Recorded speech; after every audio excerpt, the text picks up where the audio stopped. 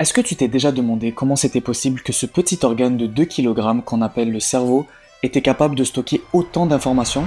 Les dernières recherches scientifiques estiment que le cerveau serait capable de stocker environ 2,5 milliards de térabytes d'espace. Pour comprendre ce que ça représente, un livre de 500 pages, soit environ 500 000 caractères, représente 1 mégabyte d'espace. Ça voudrait dire qu'en théorie, dans ton cerveau, on serait capable de stocker 2,5 milliards de livres.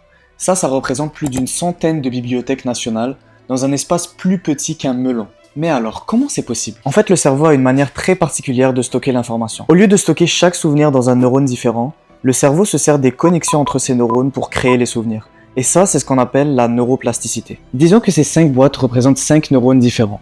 Alors si je décide de stocker un souvenir différent par chaque boîte, le nombre maximal de souvenirs que je pourrais stocker sera de 5. Alors que si à la place je décide de stocker mes souvenirs dans le nombre total de combinaisons possibles entre ces boîtes, je vais vous en faire défiler quelques-unes, mais comme vous pouvez le voir, il y en a énormément. Au total, si on fait les calculs, pour seulement 5 neurones, il y a 1024 combinaisons possibles, ce qui représente 1024 souvenirs différents et distincts. Alors sachant que dans votre cerveau il y a 86 milliards de neurones, les possibilités deviennent quasiment infinies.